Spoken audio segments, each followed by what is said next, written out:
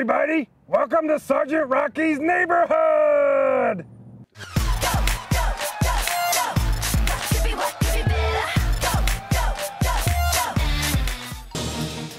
Hi kids, welcome to this episode of Sgt Rocky's Neighborhood. During today's episode, we will be celebrating the importance of the military child. Excuse me. Coming through. Pardon me. Hello, Miss Pearl. Hi, Sgt Rocky. What are you doing here? I overheard you talking about the importance of the military child. You know, Fort Stewart has a lot of children. That's right, Sgt Rocky, and April is the month of the military child.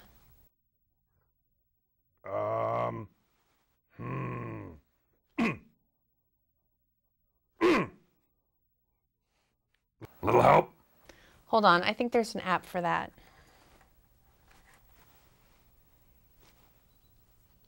Wow. Miss Pearl, you're not busy, are you? Actually, Sgt Rocky, I'm glad you asked. I am in the middle of filming an episode, and I am just a little bit busy. Good! Well, I want to introduce you to my special friends. Sgt Rocky, this is awesome! You know, you really can't have a segment about military children with an adult as a host. Uh-oh. I think I got you fired, Miss Pearl. Wait, you know what? You are absolutely right. Come on. You guys have a seat and take over.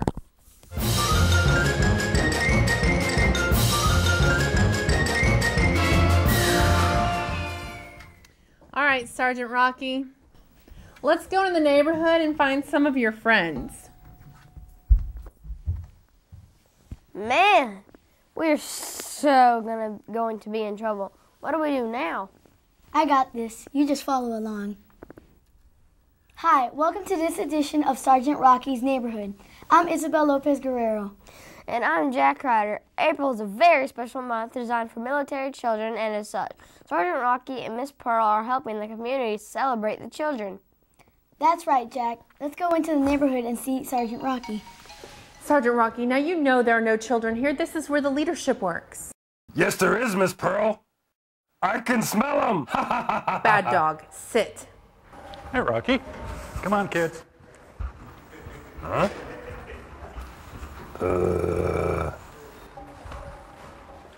So, Kevin, I heard you were a military child.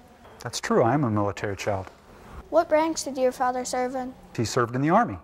Wow, the United States Army? Just like my mom. What locations did you have most fun? Well, I grew up in quite a few places, but I think I had most fun in Germany. I know where that place is. Sgt Rocky! Thank you. What was your fondest memory? Fondest memory. I think that would be my sister being born. She was actually born over in Germany. That's interesting. Thank you for your time, Mr. Larson. Absolutely, it was great talking with you kids. Okay, Sgt Rocky, this is so much fun. What's next? Wow, this is really fun. Come on, Miss Pearl. We have someone special to interview. Okay, Sgt Rocky, here we are at Hunter Army Airfield. Now, who did you want me to meet? Well, we have 3rd ID units up here too, Miss Pearl. And Lieutenant Colonel Aguilar is the garrison commander. I want to talk to him. Hi, Miss Brianna. Welcome to Hunter Army Airfield. Thank you for your time today, sir. Hello, Sergeant Rocky, Pearl. Where have you two been? Somebody wanted to grab a bite to eat at Thunder Run. I was hungry. Let's get started. Huh? How many children do you have? Well, Miss Brianna, I have 3 children, 2 girls and a boy. Why do you think military children are so special? First, I think they're so special because my kids are military. But I also think they're very special because they put up with a lot with their parents serving in the military. How have your children been affected by changing duty locations in the middle of the school year? Well, it's tough for them, but they also build a lot of great friends very quickly. The last time that we moved, they actually had to start 2nd semester, and so that was very tough for them. Right after Christmas, they had to start school in Portland. Thank you for your time today, Colonel Aguilar. The life of the military child is complex, always moving from place to place, making friends at new school all the time to have to leave them when your mom and dad is reassigned. Our next segment is with Command Sgt Major Urban, the Garrison Sergeant Major. Let's head out back to the neighborhood and check on Sgt Rocky. Sergeant Rocky, what are we doing here? Well, this is where the rubber meets the road. This is where the magic happens. This is awesome! Sergeant Rocky, I hate to tell you, this is not a road. This is Sgt Major Ervin's office. That's right, Pearl. I have an interview in a few. What can I help you with? You have an interview? Yes. Sergeant Major, is your interview with some children? Why, yes, Sergeant Rocky. Wow! Thank you for your time today, Sergeant Major. It's great to be here. This is the month of the military child, and I'm excited about it. Sergeant Major, exactly how many years have you been in the Army? 28 wonderful years. Wow, that's a long time. Yes, it is. Why should military children like me feel so special about having a parent in the Army? A child who is raised in a military family is part of a very special club. Let's take deployments as an example. Military parents deploy in harm's way, protecting the freedoms of our great nation.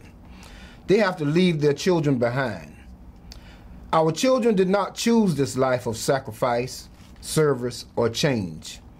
Military children look the same to their teachers, to the communities, and to their friends after parents deploy. But their lives change dramatically. This is one of the many reasons why military children are so special.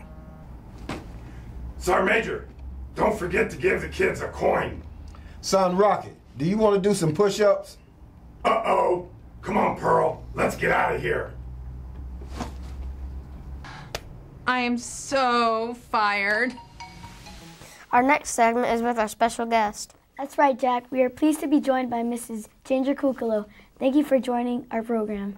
Thank you all.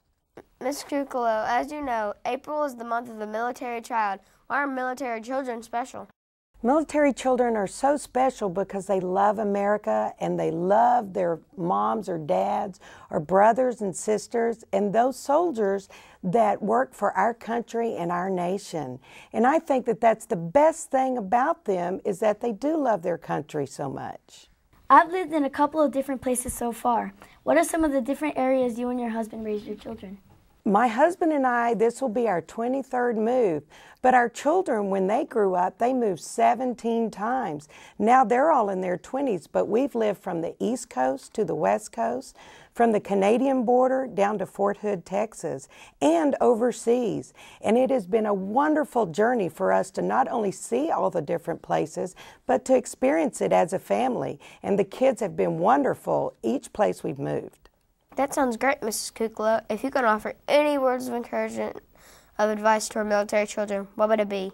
Look at each move as an adventure, because every time you move, you may think, well, I'm going to miss my friends, or I hate moving and starting over. But it's much more than that in the adventure part. And if when you move, you get to see new things, and there's history to be seen, and new stories and memories for you and your family to make. That's kind of what we did. And I even had our kids, every birthday, they could choose a place to go. And that way we'd find new places to visit and maybe learn something new. So hopefully that's what military families will do, and realize that there are a lot of kids out there that don't ever get to leave their state or their area of the country, and think about how many new places our military kids get to live and what they get to do. Hey, Sergeant Rocky, we're almost finished. This has been so much fun. Thank you for helping us out, Mrs. Cocalo. That's it. I have officially been replaced by children. Oh, Pearl, you know that's not going to happen, not ever. But I'm grateful that you allowed me to be on and help salute our military children. I've said it before, and I'll say it again. This is fantastic. And from one parent to another, thank you so much for taking the time today to be with us. It was my honor. I want to help salute our military children.